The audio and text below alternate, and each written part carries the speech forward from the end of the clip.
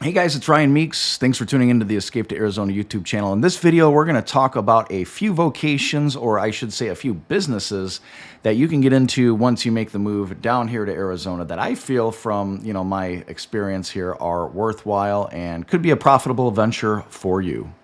Stay tuned.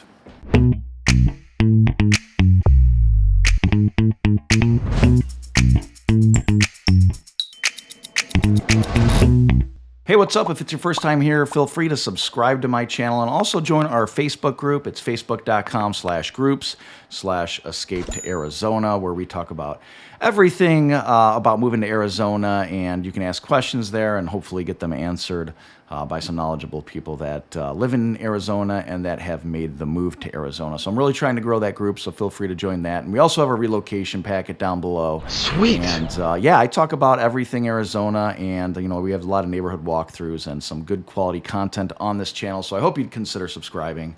And with that, let's get into it. We're going to start with some more expensive businesses, and then we'll work our way to the kind of cheaper businesses. And we're talking startup costs here. So first and foremost, I really think that if you were to open any type of restaurant down here, that you would make a lot of money. There's a lot of, you could even start with just opening a food truck, but there's a lot of businesses here that are just overwhelmed every weekend. It seems like Thursday through Saturday. If you go to a restaurant, there will be usually at least a 45-minute wait. With COVID, it was a little crazier. It was like an hour and a half, sometimes 2 hours. And they would even send some people away for the evening just because they were so full on their wait list. So open up a restaurant. If you have some semi-decent food, you're definitely going to make a profit. But it's a very difficult venture. I've tried opening a restaurant before. It's not a whole lot of fun. But, if you're into it, if you love that, and just realize you're going to be married to it. So it's a tough venture. So definitely a restaurant. Okay, this is what I was thinking of doing, a storage facility. And I'm not talking about like one of those self-storage places with the rooms, but just an RV or a boat storage. So if you got a plot of land and you simply put a guard gate up, there's a few different companies that can actually set you up with setting up the storage space. And they kind of have like some solutions that I'm sure you probably pay for monthly in terms of security.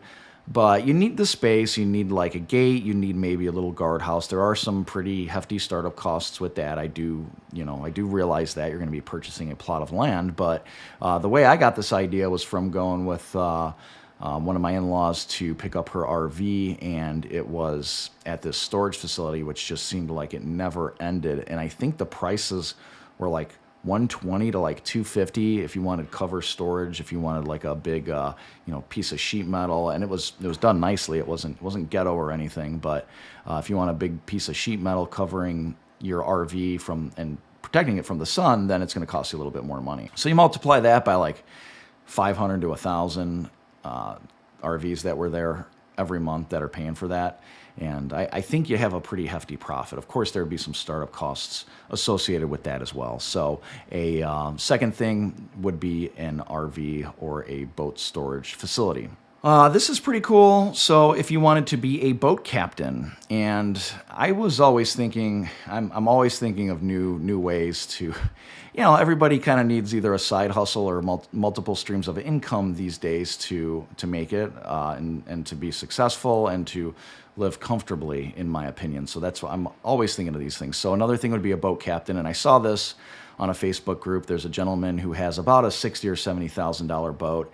It's one of those wakeboard boats that has, it has like the kind of the overhang on it. I don't know exactly what that's called, but they look like roll bars if they were on a Jeep or something, or a side-by-side. But that's basically where you connect the wakeboard or the tubing ropes, and you just take families out. And I think he charges about $350 a day to go out for about 3 hours. So you're looking at about $100 per hour plus gas, and then some other expenses, insurance, things like that. But if you take somebody out 10 days a month, that's $3,500 minus your gas and your kind of fixed expenses that you have. But that might be a profitable venture.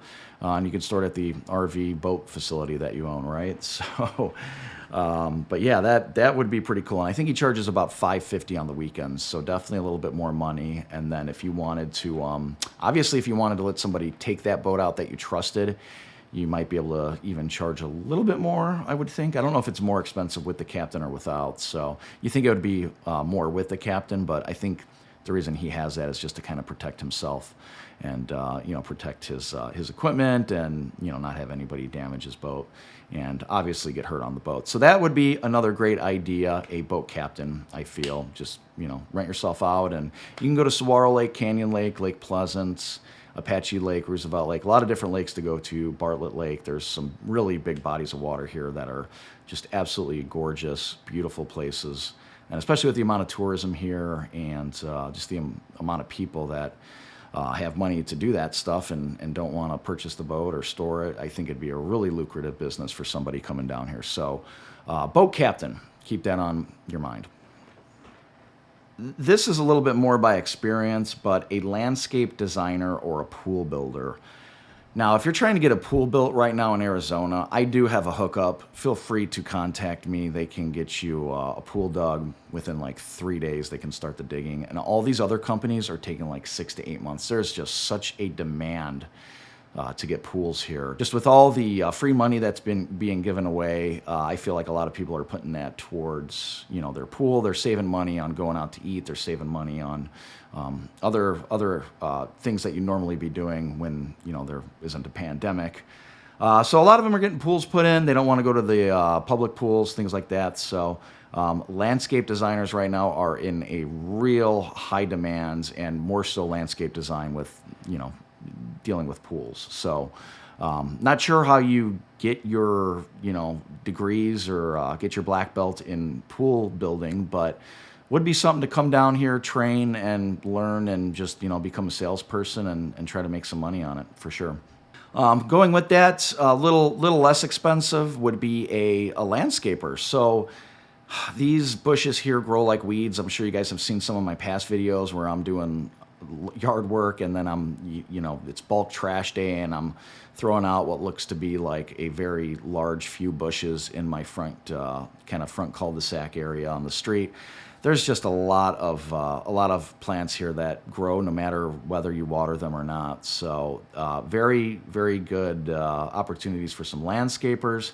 And I mean, it's a tough job, but as long as you could get somebody to eventually take that over and get a few crews, I think it'd be something that's really lucrative. And some hard work at first, but once you got going with clientele, you'd be able to, maybe sit back and, let somebody else take the reins once you get that established. Going to be a lot of marketing, not going to be easy, so a lot of competition as well. So landscaper would do pretty well down here in Arizona. And being in Arizona, the obvious, an HVAC specialist. So if you're going to come down here and work, I feel like all the trades don't really make that much money. They probably make more money in states that aren't right-to-work states. But if you come down here and just start your own business, you can charge a pretty penny.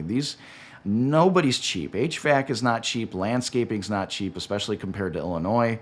Landscaping's going to be even more money down here than in Illinois. HVAC, probably the same thing, just it's going to be more money to get your air conditioning fixed. So if you can start your own business and somehow get that phone to ring, I really feel as an HVAC specialist, you can make a good living out here for sure. Granted, it's only going to be, let's see, May, June, July, August, September, and into October a little bit. But hey, you get the rest of the year off, and I guess maybe you can, get that boat and do some boat captain stuff during the winter, right? So people are still boating in the winter, believe it or not.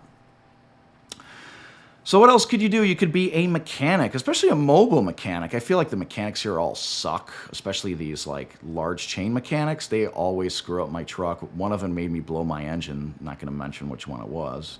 But yeah, I don't know if it was their fault, but I'm blaming it on them. It makes me feel a little bit better. So yeah, so I just really feel like if you're a mobile mechanic, I always see people posting in these Facebook groups, hey, looking for a mobile mechanic.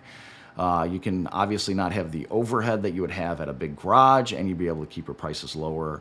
And hey, you'd just be the mobile mechanic guy. So that would be a great business to start down here. And there's a lot of nice cars. I don't know how these people can afford like these $60,000 Yukon Suburban, pimped out rides that are like, $60,000-$70,000. I mean, it's just crazy what people drive down here. A lot of Teslas. I don't think Teslas need much maintenance, but if you can learn how to work on a Tesla, maybe you can do that as well. I don't know what they would need, honestly. They run on batteries and so a mechanic, mobile mechanic. One that's a little bit less expensive would be like a paddleboard or a kayak guide, or someone who rents out paddleboards and kayaks. There's people always looking for paddleboards and kayaks, and I think there's a few people that rent them down here as well. So you just have to make a name for yourself, have to do the marketing like any other business. But I really feel like that'd be a fun job. You could do tours, and then you could do you could also just rent them out, and they're about $300 a piece for the paddleboard. Some of the heavier kayaks can get upwards to around $1,000, $1,200. So it just depends on what you're going to be renting out. But I'd say just stick with paddleboards. They're about $300. You pump them up, and then you give them to the client, and you give them an oar and send them out to the lake or the river. But yeah, paddleboard or kayak renter-outer. So one thing I thought was a pretty cool little business was when my daughter did ISR, which is Infant Swimming Resource. I always thought it was Infant Swim and Rescue, but it's Infant Swimming Resource. So there's a bunch of trainers out here. So basically what they'll do is they'll take I think they start at like 5 months. Take your 5-month-old, put them in water, and just kind of train them that once they're in water, they want to go to a starfish, and then from there, they just want to kind of float on their back if they ever do fall into a pool. So not only are you doing, the community a favor, but you're also making money. And it's not cheap either, and they're 10-minute classes. So the kids come in for 10 minutes, kind of do some like really heavy-duty training, and then the next kid comes in, after that 10 minutes. So it's just a continuous running clock of kids. Every hour you're doing 6 different sessions, maybe getting a 10-minute break in there sometime, maybe doing 5. But that is a really good business. I feel like it should be pretty simple to get certified for that. I don't know the exact process, but if you want more information, feel free to reach out. I do know a couple of those. And that's about it, but I got one more, and it's pretty obvious given the the business that I'm in of real estate, and that would be anything to do with carpentry, anything to do like as a contractor, work on homes, doing flooring, doing drywall. Nobody really knows how to do drywall here, honestly. So they do, the walls here with kind of the texture on it so that they can cover up the taint marks. So if you're a good drywaller, you can come out here and do pretty well. So once again, I wouldn't recommend working for one of the builders. I don't think they pay a whole lot. So if you did something on your own, you'd do pretty well. I do have a client that I got into an apartment here, and he has a business from back east. His name is Zsolt. That's ZSOLT. And I'll have his info down below. He's just a great guy. He's from Pennsylvania. And he and his family moved here. He's a great carpenter. He's done some work for some of my friends here.